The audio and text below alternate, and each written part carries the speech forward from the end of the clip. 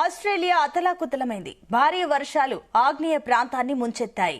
3 రోజులుగా కుండపోతగా కురుస్తున్న వానలకు జనజీవనం స్తంభించింది.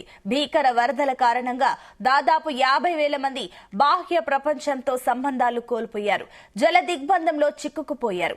4 మృతి చెందగా 5 గల్లంతైనట్టు సమాచారం. వరద తగ్గుముఖం పట్టిన ప్రాంతాల్లో ఇళ్లకు తిరిగి వెళ్తున్న ప్రజలు అప్రమత్తంగా ఉండాలని అధికారులు హెచ్చరించారు. భారతీయులు ఎక్కువగా ఉండే ఈ ప్రాంతంలో భారీ వరదలు సంభవించగా 50,000 మంది వరకు ఇండియన్స్ వరదల్లో చిక్కుకొని ఇబ్బందులు ఎదుర్కొంటున్నారు. ఇక ఎన్ఎస్డబ్ల్యూలోని మిడ్ నార్త్ కోస్ట్, పోర్ట్ మార్క్వేర్లోని టినోని, టారీ ప్రాంతాల్లో 4 నెలల వర్షం 2 రోజుల్లోనే కురిసింది. ఇక కొన్ని చోట్ల 300 మిల్లీమీటర్ల వర్షపాతం నమోదై ఆకస్మిక వరదలకు దారితీసింది. ఇక హంటర్ వ్యాలీ, సెంట్రల్ కోస్ట్ లో నదులు ఉప్పొంగి రోడ్లు, ఇళ్లు, వ్యవసాయ భూములు మునిగిపోయాయి.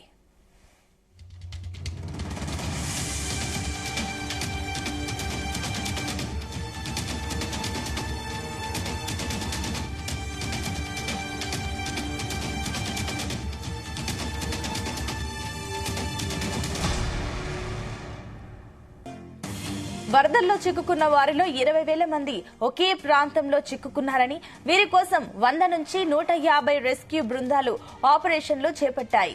ఆస్ట్రేలియా చుట్టూ సముద్రాలు వేడెక్కడం వల్ల ఈ తీవ్ర వర్షాలు కురిశాయని వాతావరణ శాఖ తెలిపింది. ఎన్ఎస్డబ్ల్యూలోని పలు ప్రాంతాల్లో పరిస్థితి మరింత దిగజారవచ్చని హెచ్చరికలు జారీ చేశారు.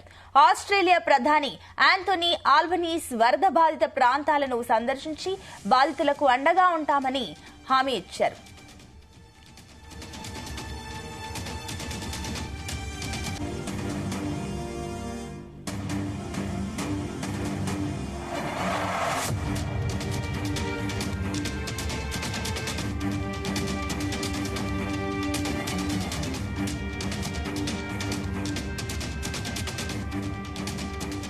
ఆస్ట్రేలియాలోని అత్యధిక జనాభా కలిగిన న్యూ సౌత్ వేల్స్ రాష్ట్రంలోని హంటర్, మిడ్ నార్త్ కోస్ట్ ప్రాంతాల్లో నదులు ఉప్పొంగి ప్రవహించడంతో అనేక కూడళ్లు, రహదారి సూచికలు నీట మునిగాయి.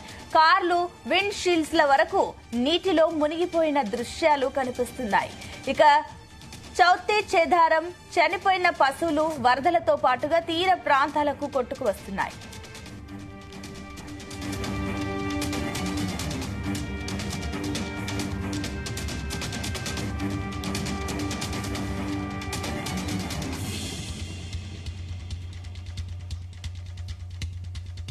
వరద తీవ్రత అధికంగా ఉన్న టారీ పట్టణంలో తాను చేపట్టాల్సిన పర్యటనను రద్దు చేసుకోవాల్సి వచ్చిందని ఆస్ట్రేలియా ప్రధాని ఆంటోనీ ఆల్బనీస్ తెలిపారు. హంటర్ ప్రాంతంలోని మైట్లాండ్ పట్టణం నుంచి ఆయన విలేకరులతో మాట్లాడుతూ ఈ పరిస్థితి నివారించడానికి తాము ప్రయత్నించామని, కానీ పరిస్థితులు అందుకు అనుకూలించడం లేకపోవడం వల్ల అది సాధ్యపడలేదని అన్నారు. ఈ విషయాన్ని ప్రజలు అర్థం చేసుకుంటారని భావిస్తున్నారన్నారు. ప్రస్తుతం బాహ్య ప్రపంచంతో సంబంధాలు తెగిపోయిన కమ్యూనిటీల గురించే తమ ఆలోచనని, మీరు ఒంటరి కారని స్పష్టం చేశారు.